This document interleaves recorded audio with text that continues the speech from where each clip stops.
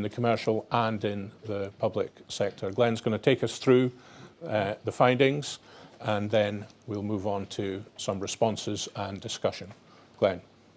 Thank you, Neil, and good morning, everyone. I'm delighted to be here to present the results of this fascinating study, and we're very grateful to the Doha Institute for providing the funding.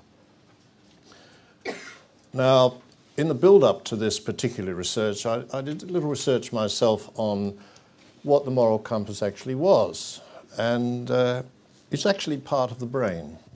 This has been discovered by some people by Dr. Young, a lead researcher at the Massachusetts Institute of Technology in Cambridge, and they've discovered that it's just above the right ear, the right temporoparietal junction in particular.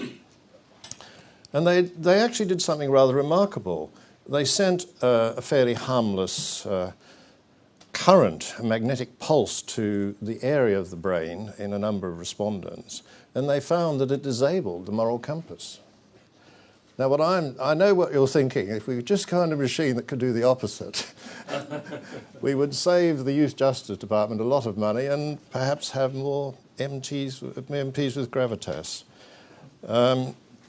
So, to go on to the survey, and first, the mission of the forum, by way of background, is to address social issues that affect young people, and we do this by delivering research-based intelligence. We're set up to debate our findings and to provide platforms such as this today.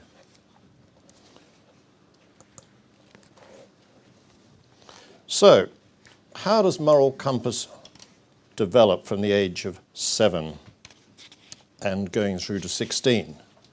What do children understand by morality? Where do children turn for moral guidance? And what part does religion, gender and class play in this process? And what are the implications for education and social policy? I need to explain how we did this research. We started off with the completion of an international literature review. This allowed us to connect with experts around the planet, and we built up a team of 20 who are online watching this at the moment. We then undertook some qualitative research with young people in the age of 17 to 16-year-olds, and we developed our survey instruments from there, and finally we conducted a national online survey of 750 young people aged 7 to 16, which was conducted by Research Now, who are the global online brand leader in surveys of this nature. Now, we all face moral dilemmas in our daily lives, and in fact I was driving through the Surrey countryside not so long ago, and I saw at the farmer's gate, they have produce in this country, it's often done in France, and there were 2 boxes. There was a box of lovely red apples on the left-hand side, and it had a sign above it, and it said, "Please take only one of these apples because God is watching you." And the other box had a load of chocolate biscuits, and it said, "Please have as many chocolate biscuits as you like because God's too busy watching the apples."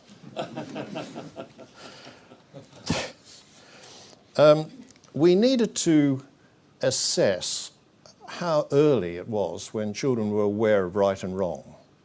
And the study has confirmed that certainly by the age of 7, children have a full understanding of this, and they do understand the criminal implications of behaviour.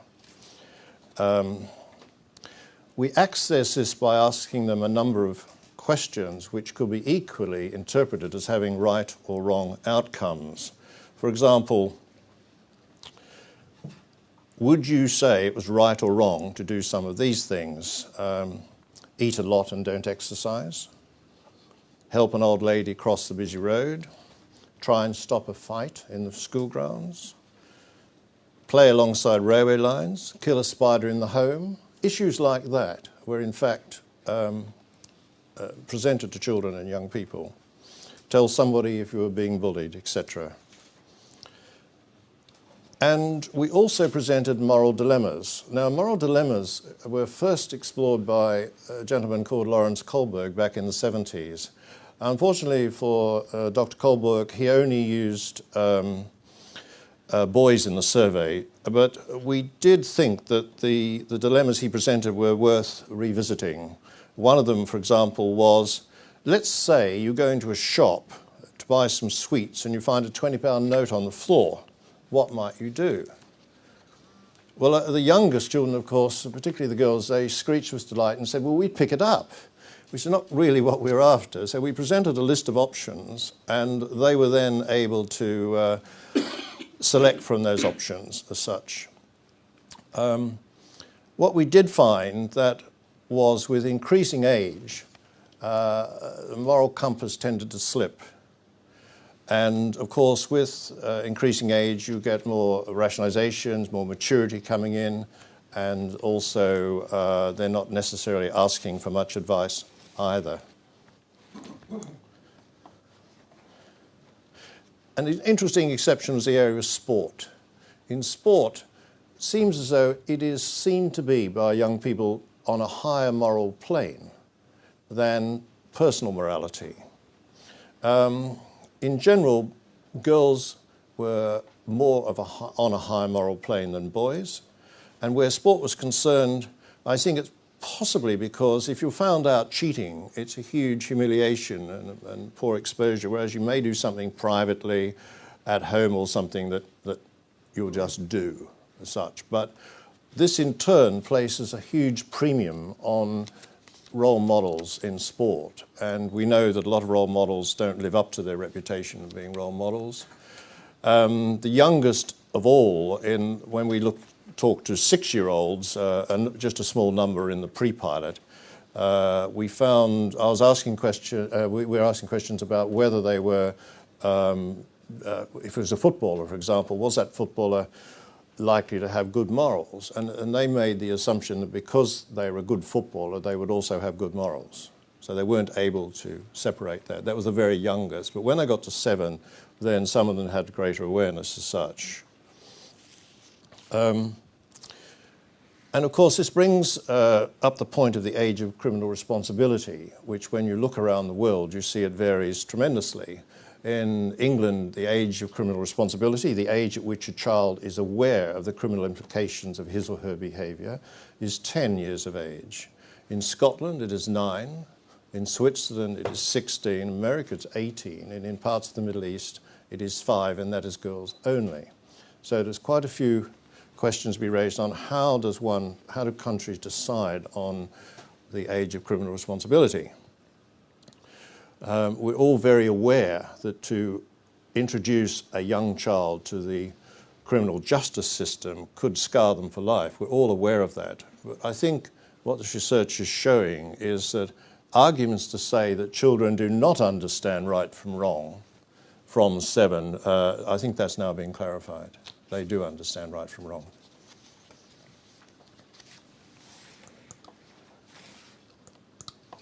So what do children understand by morality? Loyalty to friends came out very strongly, as did caring for people in need and being fair to everybody. Less important were showing respect, tolerance of other people's choices, belonging to a group with the same moral ideas as you. And very significantly, this order of importance went right up their age range. So it's a very solid finding.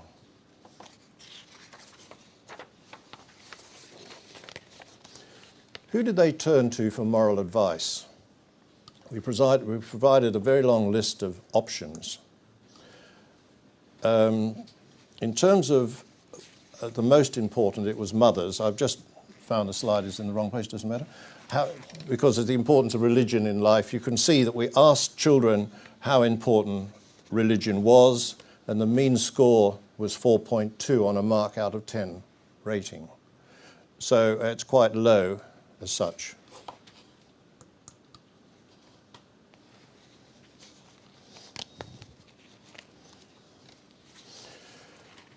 Now, what we did find was that in terms of religion, religious upbringing, we asked the question, were you brought up in a religion? We didn't go the way of the census where there's a limitation in the British census where they give you a limited choice of religions. We asked them if they were brought up in a religion, and 60% of the sample said they were not. 40% said they were brought up in a religion.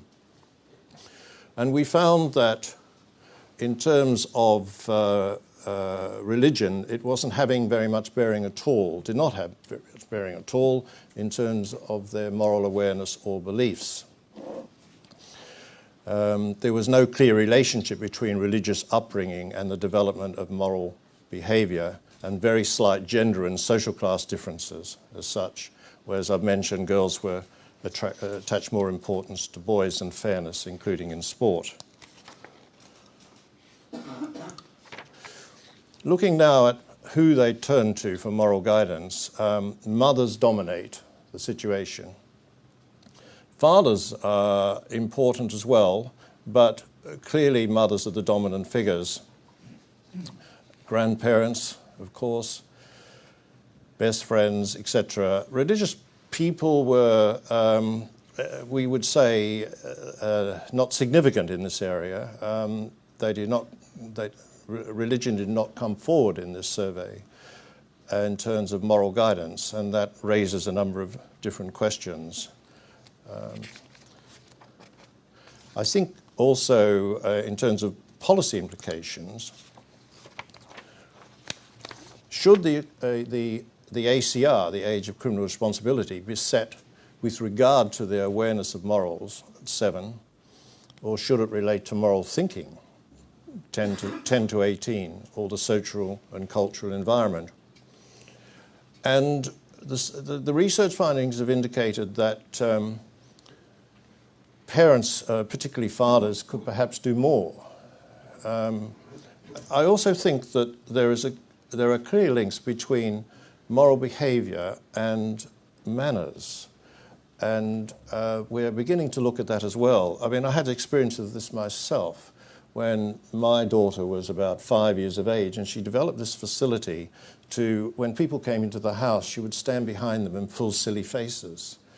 And it was hysterically funny, actually. She was very good at it, but then we realised that this was, in fact, not very good manners. So I took her to one side and I said, now, Michelle, look, I have to tell you that it's not very good manners to pull funny faces at people. You must remember that. So would you mind not doing that anymore? And she said, oh, sure, Daddy, okay.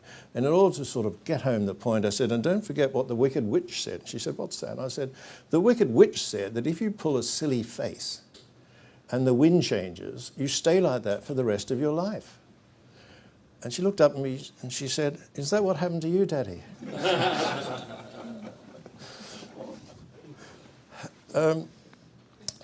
So I think that there are challenges in this research for religious organisations to perhaps get their messages across more strongly, to also bring fathers more into the frame, and the other area were teachers.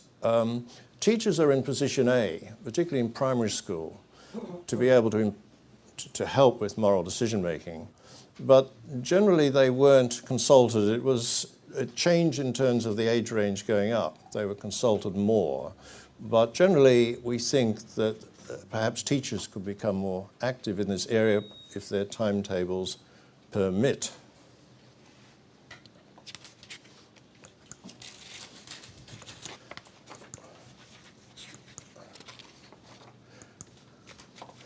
We have 77 pages of tabulations in this report. I've just flashed through 3 of them, and they're all available for you to have a look at. The key point here was to be able to provide an overview of what the researchers discovered. And we look at this particular quote from Dostoevsky, who made this quote in the early 70s, saying that a child can be told everything, and one must never conceal anything from children on the pretext that they are little and it is too early for them to know things. I think that was very pertinent then, but it's even more so now with the use and the advent of the internet, which means that childhood has very few mysteries left. Thank you very much. Thank you very much, Glenn. what I'm going to do now is